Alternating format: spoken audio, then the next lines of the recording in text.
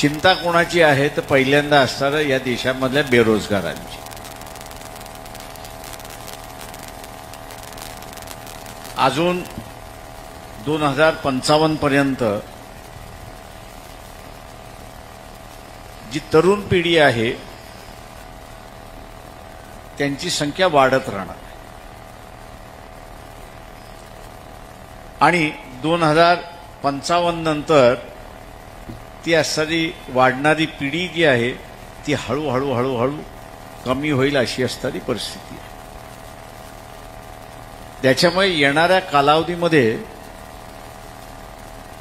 बेरोजगारी जी आहे ती बेरोजगारी ही मोठ्या प्रमाणात वाचून आपल्यासमोर या ठिकाणी उभं राहणार आहे. आजची जी परिस्थिती आहे ती परिस्थिती मला वाटतं इंग्लंडमध्ये ज्यावेळेस मार्गरेट थॅचर ही पंतप्रधान होती 10 वर्षासाठी होती आणि तिच्याही लक्षात आलं की आपण नोकऱ्या काही देऊ शकत नाही आणि आपण नोकऱ्या देऊ शकत नाही. त्यावेळेस तिने काय केलं की अख्ख्या इंग्लंडमध्ये पब ओपन केले आणि दारू सगळी स्वस्त केली.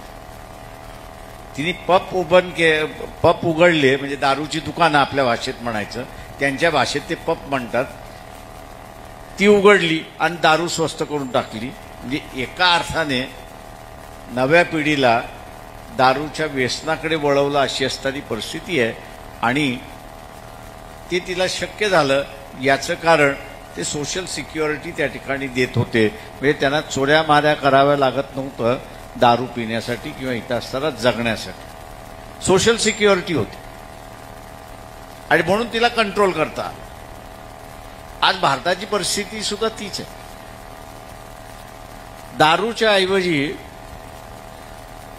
इथे 2 गोष्टी वाटल्या जातात की ज्या बाबासाहेबांनी सांगितल्या होत्या की इथे होता कामा नये, आपण त्याला हात घालता कामा नये.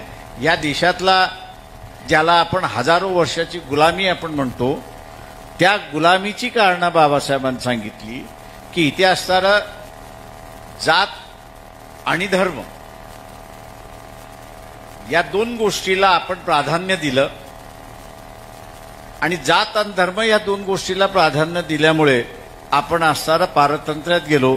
मग ते मोगलांचं राज्य असेल, ख्रिश्चनांचं राज्य असेल, इतर कोणाचं असेल, मिळवलेलं स्वातंत्र्य हे जर टिकवायचं असेल तर धर्म आणि जात हा माणसाचा व्यक्तिगत भाग राहिला पाहिजे.